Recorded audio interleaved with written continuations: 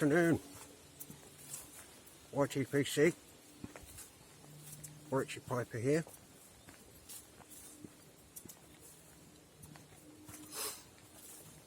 Following on from my first video today, I thought I'd do a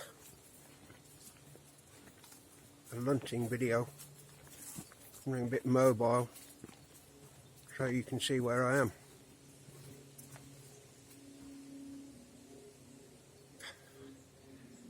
I'm a bit lost actually. I've taken the wrong footpath that I thought led back to the car park, but it's led me deeper and deeper into the forest, and I'm not entirely sure where I am.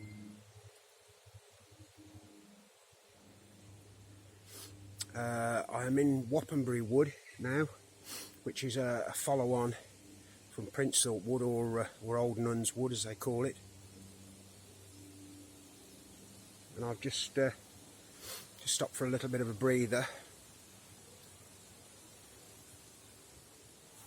Just pan round a little bit so you can see what's behind me. We've got some clear fell behind me, which Warwickshire Wildlife Trust and the Forestry Commission do to encourage ground cover growth. They leave old mature trees and take out the crap basically to allow a good thick cover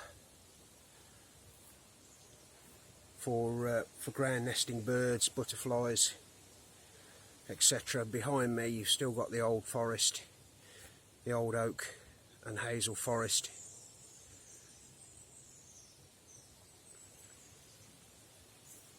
It's really humid now, and it's starting to, clouds are starting to build up.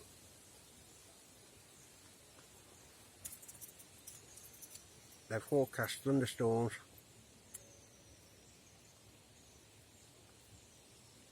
Thunderstorms for later, so I just hope I can get back to the car in time before they start.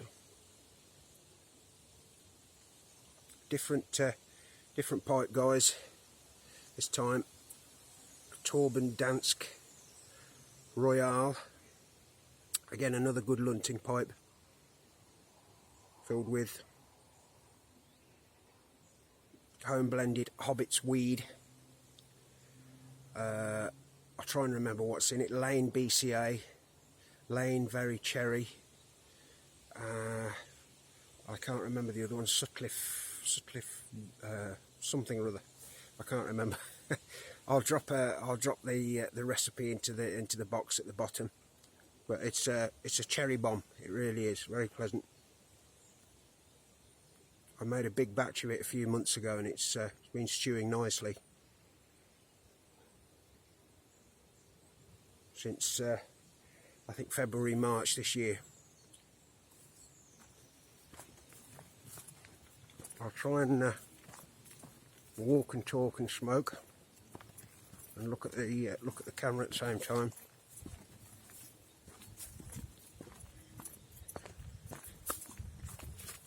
This area of woodland behind me, I'm pretty sure, although I've lost my bearings a little bit, was the area of woodland that I was involved with last summer with the Natural History Museum of London, Warwickshire Wildlife Trust, British Mammal Society, and basically it was a reintroduction programme for one of our most endangered mammal species, the dormouse. We introduced, I can't remember the exact number, but a good number of breeding pairs, because this wood was researched for a number of years to work out whether or not it would be sustainable for a healthy population of dormice. You know, there'd be enough food for them, and it was remote enough from too much human activity. Although the public have got access to this woodland, it's a large area of ancient forest, and it, in all honesty, you apart from the occasional dog walker or you know, somebody. I mean, I've met one guy all morning on a mountain bike, and he wasn't one of the Lycra boys. He was just a young chap out for a bit of a ride, I think. But yes, it's on the way round. I've seen a good number of nesting boxes.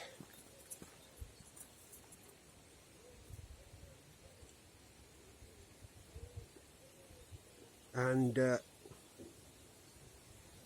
what we call ink traps. In fact, there's a nesting box over there.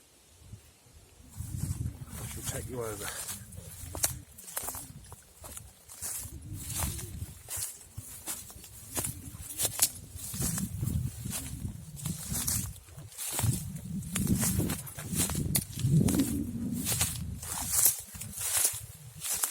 Hibernation boxes. Obviously this time of year they'll be going absolutely crackers, stocking up on bramble petals, very small insects, and then obviously they'll hit it hard towards the end of the summer when the berries and the fungi are out in force, getting ready to hibernate. I'm just going to switch to the front camera so you can see.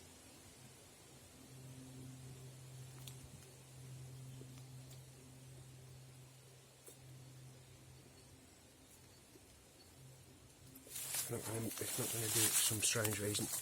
I'm going to turn around. There, you can just make it out behind me on the tree trunk.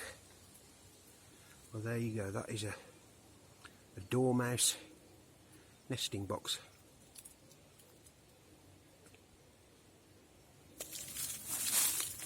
Right, I'm going to get back on the path.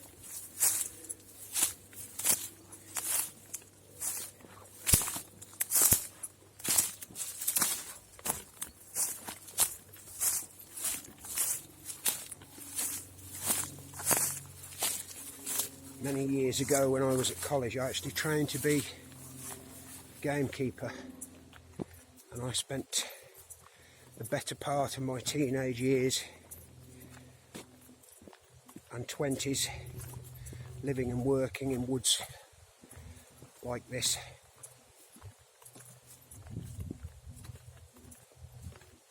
And now I'm a press photographer, as you know. It's funny how life changes. Funny the directions that it goes in. All these behind me, all these bramble bushes are going to be absolutely loaded with blackberries later on this year.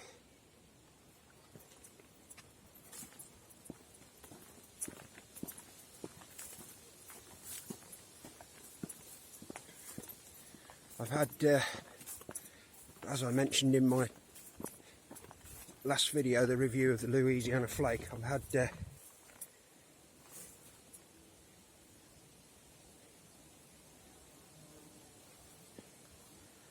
well, I just found something very sad. I just on the floor. I think it's a dead dormouse. I'm just going to have a closer look.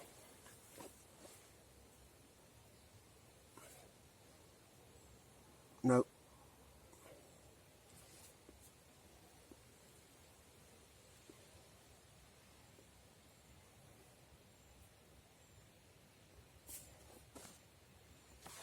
It looks to me like a dead shrew.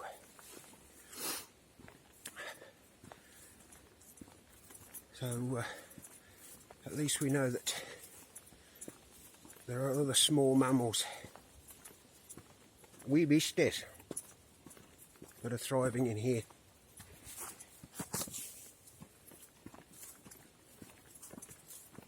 I'm on a lovely wide grassy ride, as you can see behind me,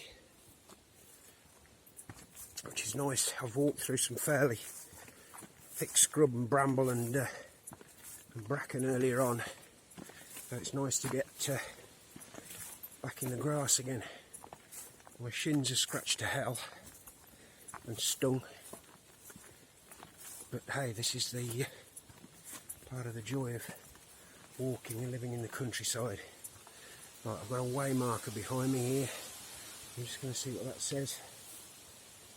Short loop, long loop. Well, I think I've already done the long loop. So I'm going to follow the short loop back up to the car.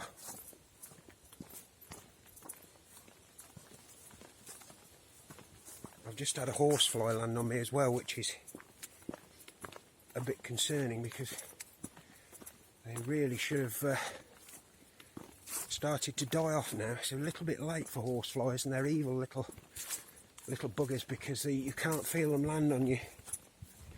And I know from past experience this would, because there are marshy areas to it, and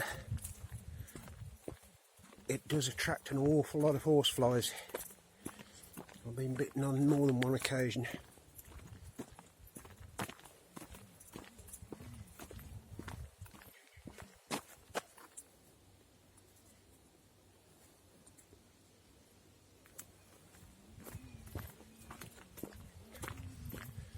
Going back to the Hobbits Weed, it's a beautiful smoke, it really is. The original Hobbits Weed, as you know, was discontinued some time ago, but the recipe, whether it was the original recipe, I'm not quite sure, was released a year or two ago, and I've spoken to several people who have blended it and tried the original. Unfortunately, I didn't get to try it, and said it's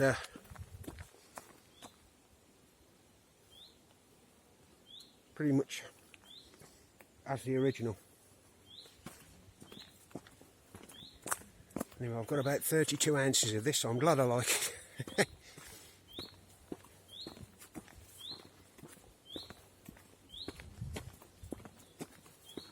Well, we're on a good path now. So we're obviously headed back to civilization. There's a bit of a hill in front of me, I can see. Another bit of clear fell over there.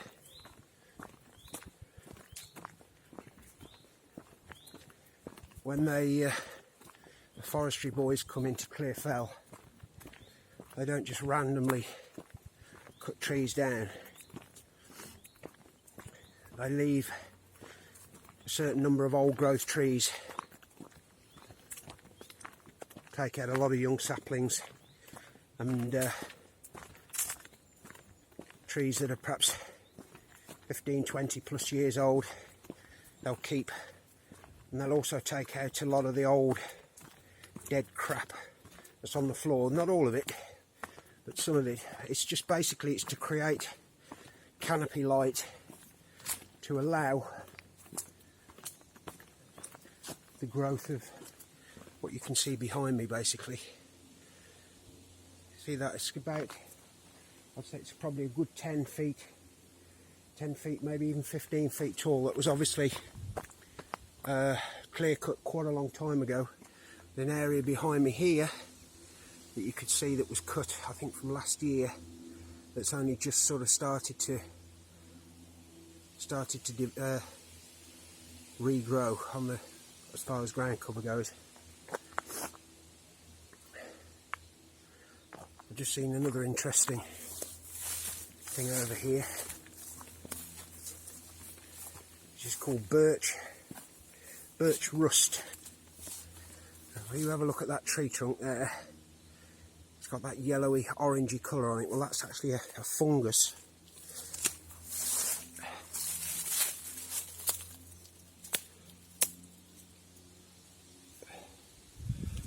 That is, see that horrible orange stain, and that is evil stuff to get off. You don't want that on a white shirt, I can tell you, it won't come off.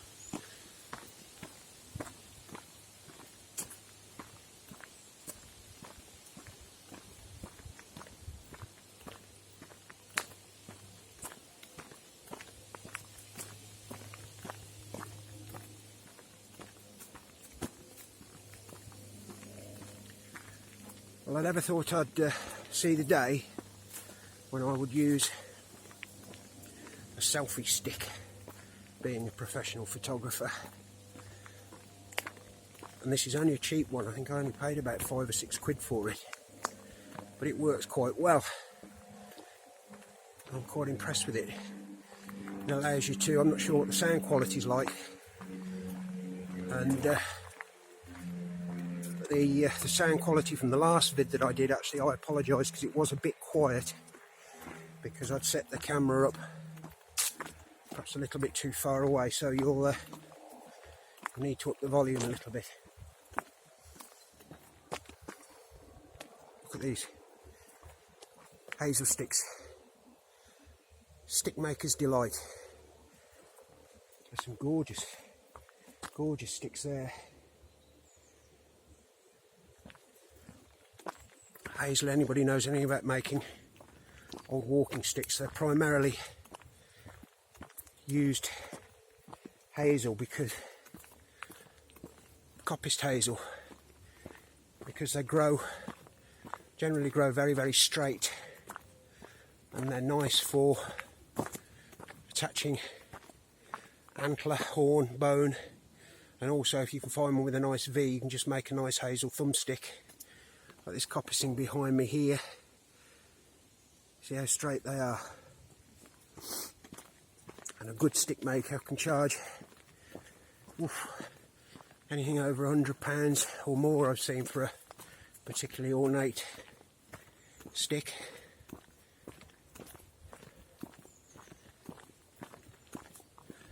Or if any of you go beating during the shooting season, you just get a straight bit of stick and thrash out the undergrowth, basically.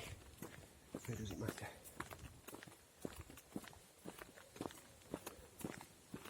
There's an area behind me I've just spotted with fence posts. There's another nesting box there on a short post. It looks quite a large area. It's been fenced off now. I don't know what that is, but my guess is it's a conservation area, possibly for the dormice.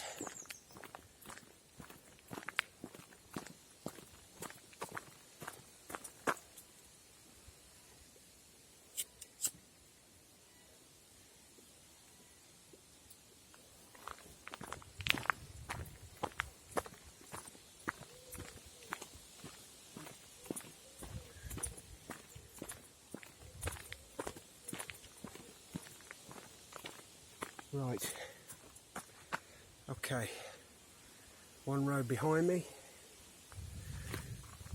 and another that way. Where do I go, guys?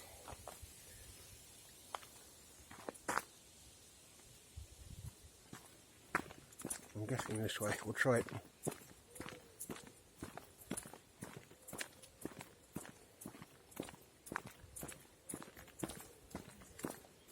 It's bloody hot, mother.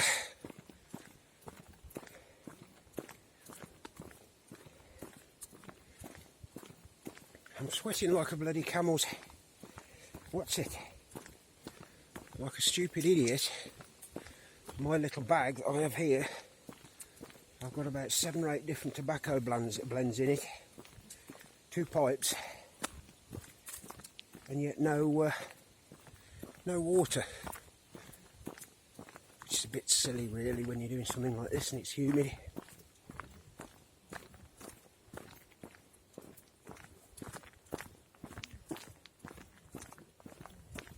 The orange fungus from the birch tree, not the dye off this pipe.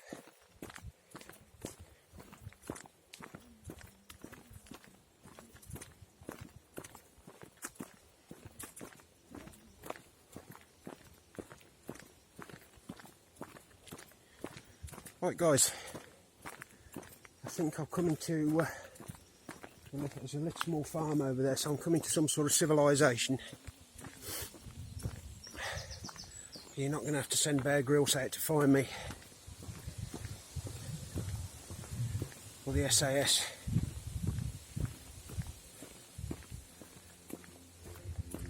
It looks as if there's another way marker up ahead. I'm hoping that'll send me back to the car park. I think I recognise this bit actually. Okay guys, 2 videos in one day. I hope you've enjoyed this one. Lovely little walk through some ancient English oak woodland, and my sort of attempt at a running commentary.